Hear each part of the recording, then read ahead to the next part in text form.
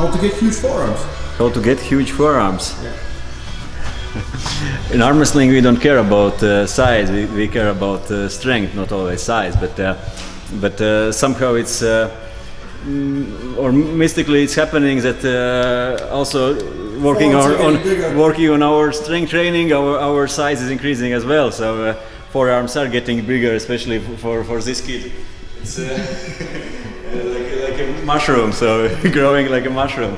And if we talk about forearm training, quite often people think it's just like wrist curls or flexors, but arm wrestling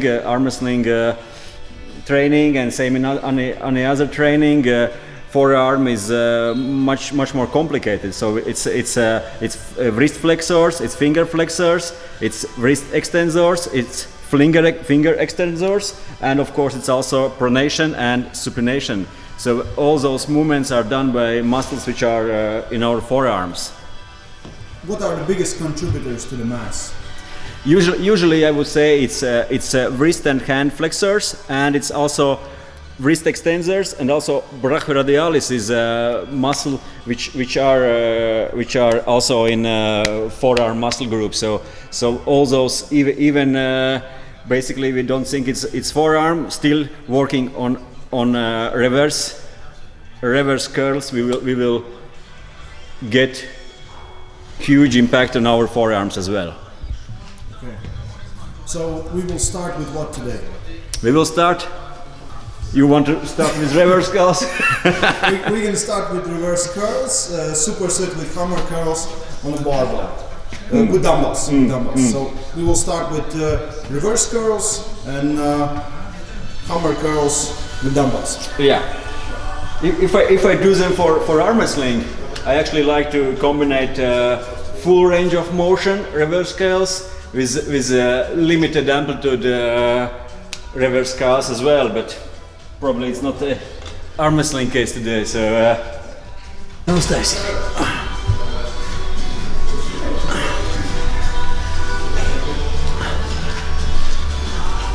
With controlled eccentric face.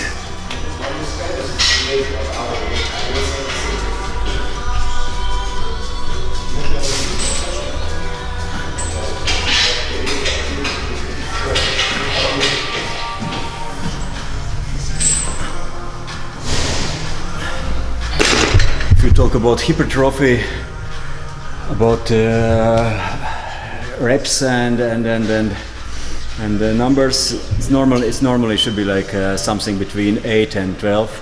If we talk about maximum strength, we always count like 1 till 3. It's more for our neural system, for neural impulse, for even it's almost like a brain training. And if we talk about muscle hypertrophy, we want to get bigger muscle.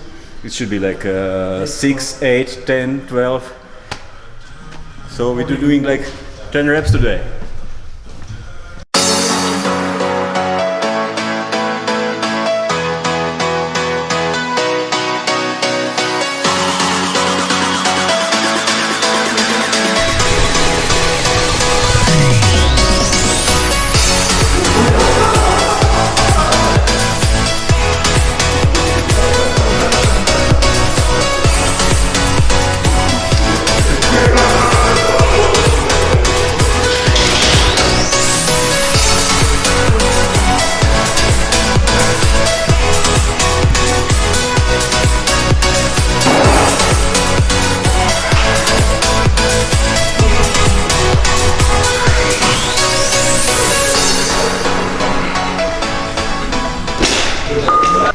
We are talking about huge forearms and forearm size, and if you're watching this video and thinking that we are doing biceps curls and we are training biceps, then you need to know that one of main elbow flexors are brachioradialis muscle, which comes from connect to humerus here, and also another connection point is distal radius. So when its main action is elbow flexion when arm are neutral or pronated position, and also brachioradialis muscle get involved also even in our rotation movement, both in pronation and in supination. It works in both. So it's important muscle, and it's giving actually a lot of size in our forearm if it's good developed muscle.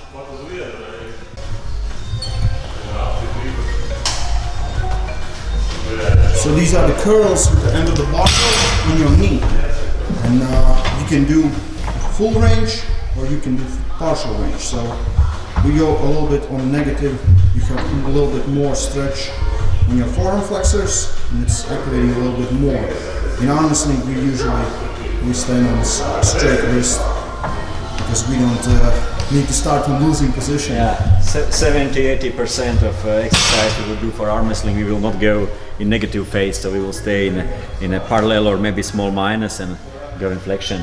But if we talk about muscle size and overall strength, and full range is probably more benefit.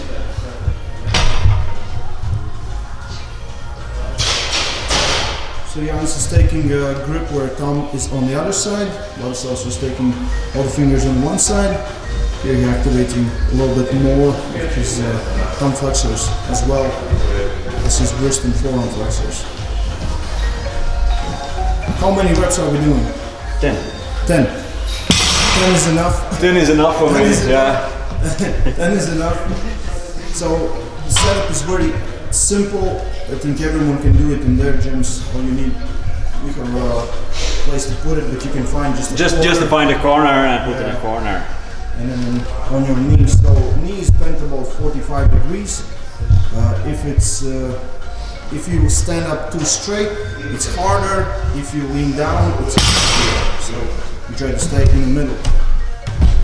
So there are some theories that calf muscles and forearm muscles are so adaptive that they don't respond that good to training, so you need to overtrain them, basically go for high reps.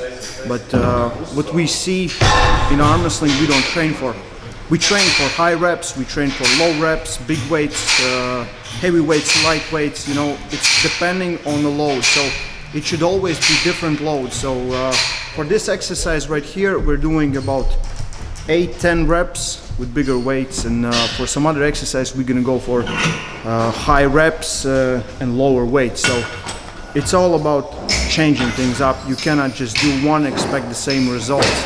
So you need to shock your body, not just by going super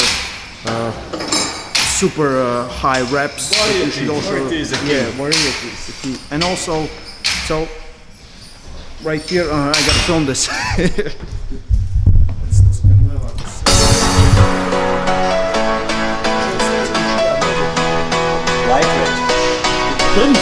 I said anything.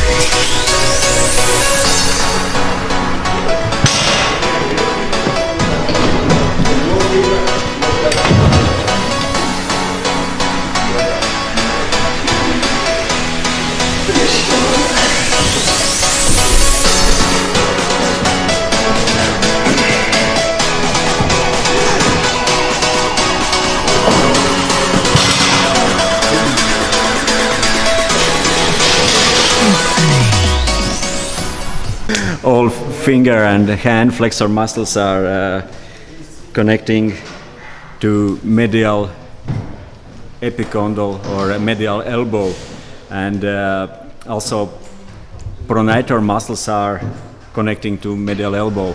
Very often people who have this medial epicondylitis or pain of flexor tendon, it's right here on elbow. And all forearm muscles we can divide in 3 layers. It's deeper, it's medium, and it's superficial. The deeper layer flexes very end of our fingertips. So that's the deepest layer, and sometimes you can even test, do you have strength here in this deepest layer? Are those deep muscles are working? And theoretically, to have a strong and huge or big mass forearm, you need to develop all muscles. First of all, which are working on your wrist. Second, which are working on your fingers, and even those who are working on your fingertips. That's like complete hand finger flexor workout. Work on all those muscles. And if you're adding pronation, that's even better.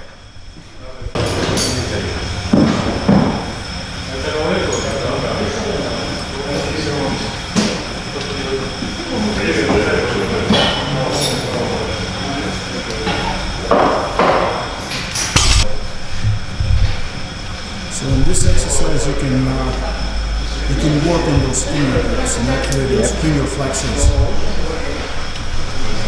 On others, it's usually you cannot get that finger activation that good than this one.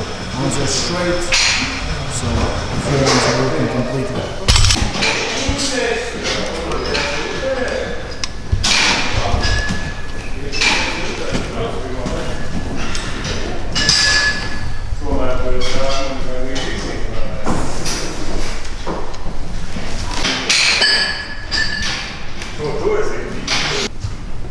So forearm extensors are very important for stability, also the forearm development, but we usually work here for high reps, low weight.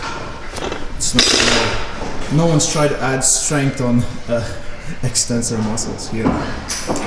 It's important as well for health, for muscle balance. Hand flexors and hand finger extensors, and it's very often big disbalance in those muscle groups that flexors are 10 times stronger, and especially in arm wrestling, and of course those who are working hard with hands, flexors are overworking. So for balance, for healthy elbows, for healthy wrist joints, you need to work on your wrist extensors as well.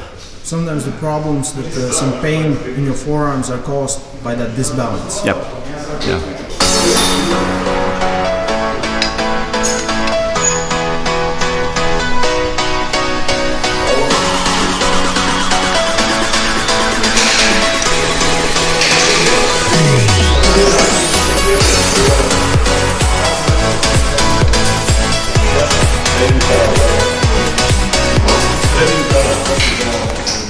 What's the best way to get huge forearms?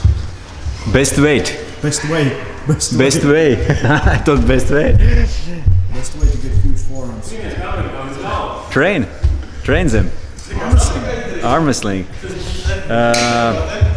If we watch the sports which have biggest forearms, then probably arm wrestling. Arm wrestling, I don't know. What about climbing? Maybe.